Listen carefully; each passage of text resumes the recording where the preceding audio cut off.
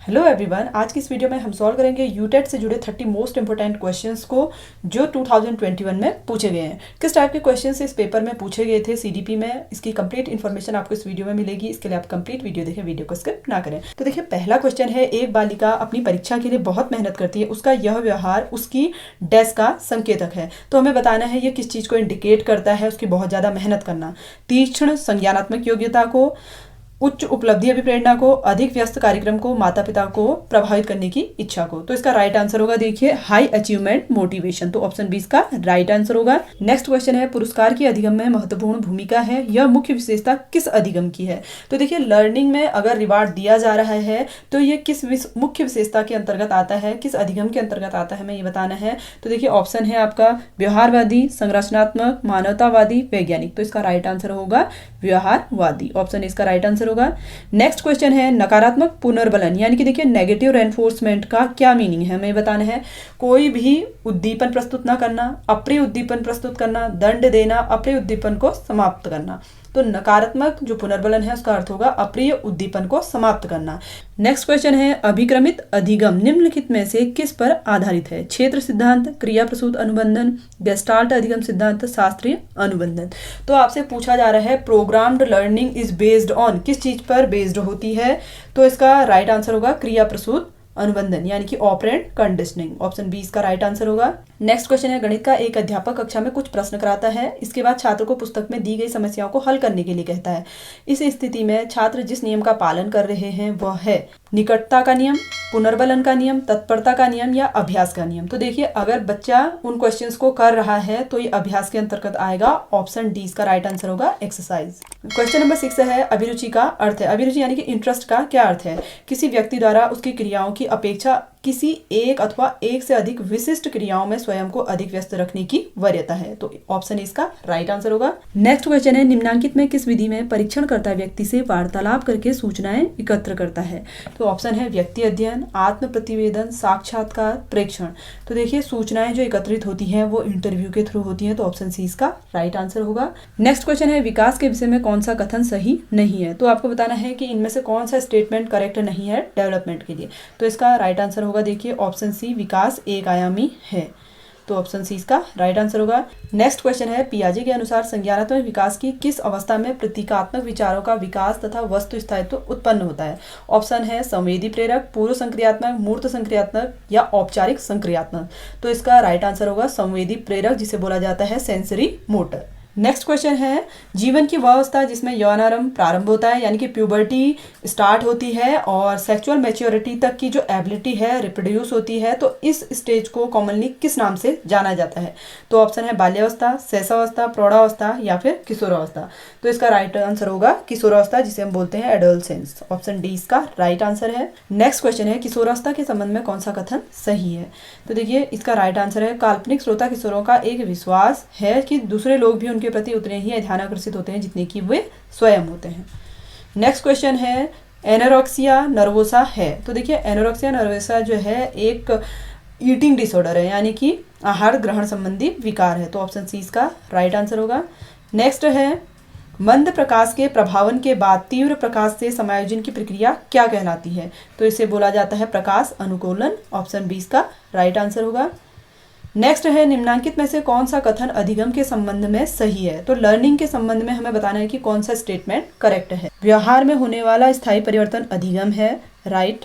अधिगम में सदैव किसी न किसी तरह का अनुभव सम्मिलित रहता है, ये बात भी सही है। अधिगम एक अनुमानित प्रक्रिया है और निष्पादन से भिन्न है, ये भी सही बात है। तो इसका जो करेक्ट आंसर होगा ऑप्शन डी होगा। नेक्स्ट क्वेश्चन है, निम्नांकित में कौन औपचारिक मूल्यांकन की विशेषता नहीं है। तो देखिए, यहाँ पर नहीं है पूछा जा रहा है। फॉर्मल असेसमेंट का विशेषता कौन सी इनमें से नहीं होगी। परिवर्तनशील, वस्तुनिष्ठ, मानकीकृत या फिर व्यवस्थित। तो देखिए, इसका राइट आंसर होगा परिवर्तनशील। Option A. नेक्स्ट क्वेश्चन है, बुद्धि का द्विकारक सिद्धांत प्रस्तावित किया गया था। तो 2 फैक्टर थ्योरी बतानी हमें इंटेलिजेंस की किसके द्वारा प्रपोज की गई थी। तो ऑप्शन है इसका, देखिए, राइट आंसर है चार्ल्स स्पीयरमैन। तो ऑप्शन सी इसका राइट आंसर होगा। नेक्स्ट क्वेश्चन है, अनुक्रिया, व्यवस्थापन और चरित्रीकरण किस पक्ष के शैक्षिक उद्देश्यों में सम्मिलित हैं। तो ऑप्शन है ज्ञानात्मक पक्ष, भावात्मक पक्ष, क्रियात्मक पक्ष या इनमें से कोई नहीं। तो देखिए, इसका जो राइट आंसर होगा वो है भावात्मक पक्ष। Option B. नेक्स्ट क्वेश्चन है, निम्नलिखित में से कौन सी अभिप्रेरणा की प्रविधि नहीं है? तो देखिए अभिप्रेरणा की प्रविधि पूछा जा रहा है, नहीं है, यानी कि जो मोटिवेशन की टेक्निक इनमें से कौन सी नहीं है हमें बतानी है। पुरस्कार एवं दंड, प्रशंसा एवं निंदा, नवीनता या प्रत्यास्मरण। तो इसका जो राइट आंसर होगा वो होगा प्रत्यास्मरण। नेक्स्ट क्वेश्चन है, बच्चों के संवेगात्मक विकास को प्रभावित करने वाला कारक है। तो हमें ऐसा फैक्टर बताना है जो बच्चों के डेवलपमेंट को इमोशनली इफेक्ट करता है। स्वास्थ्य एवं शारीरिक विकास, पारिवारिक वातावरण, आपसी संबंध, पास पड़ोस, समुदाय और समाज या उपरोक्त सभी। तो देखिए इसका जो राइट आंसर होगा वो है उपरोक्त सभी। नेक्स्ट क्वेश्चन है, अनुक्रिया जन्य अनुबंधन कहते हैं। R conditioning known as. शास्त्रीय अनुबंधन को, सक्रिय अनुबंधन को, संयोजनवाद को, अनुभवजन्य अधिगम को। तो इसका राइट आंसर होगा सक्रिय अनुबंधन को, जिसे हम बोलते हैं ऑपरेंट कंडीशनिंग। क्वेश्चन नंबर 21 है, आत्म सिद्धि की आवश्यकताएं संबंधित हैं, यानी कि self actualization need are related to. किस चीज से रिलेटेड है?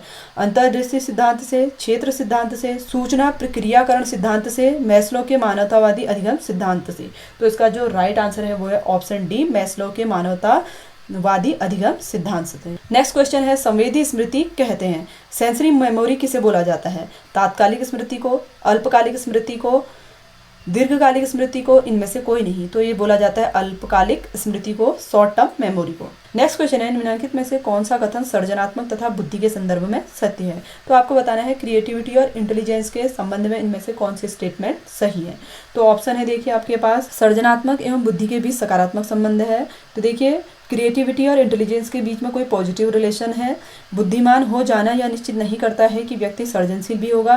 किसी व्यक्ति की इंटेलिजेंसी यह सिद्ध नहीं कर सकती है कि वो क्रिएटिव होगा, ये जरूरी नहीं है।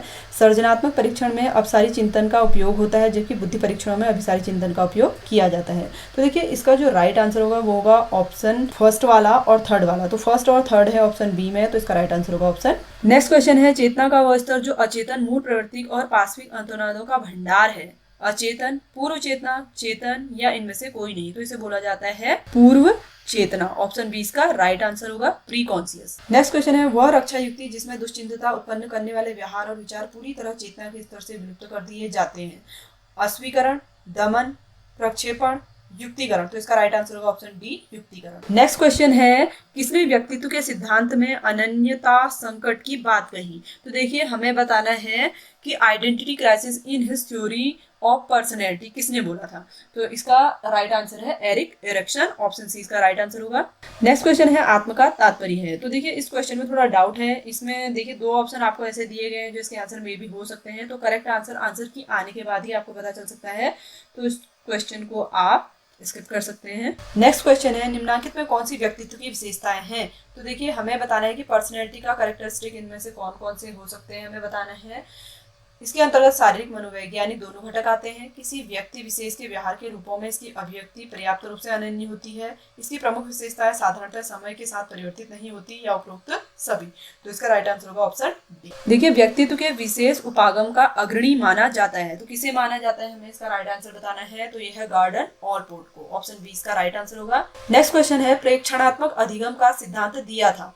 पावलो ने, स्किनर ने, बंडूरा ने या फिर इनमें से कोई नहीं। तो ये दिया था बेंडूरा ने। ऑप्शन सी इसका राइट आंसर होगा। तो फ्रेंड्स ये तो थे सीडीपी से जुड़े हुए 30 मोस्ट इंपोर्टेंट क्वेश्चन जो आज के पेपर में पूछे गए थे। आई होप कि आप सभी के लिए वीडियो काफी हेल्पफुल और इन्फॉर्मेटिव रही होगी। अगर आपको वीडियो अच्छा लगा हो तो वीडियो को अपने उन फ्रेंड्स के साथ जरूर शेयर करें जिन्होंने ये एग्जाम दिया हुआ है। तो मिलते हैं आपसे एक नई वीडियो में नए टॉपिक के साथ। तब तक के लिए धन्यवाद।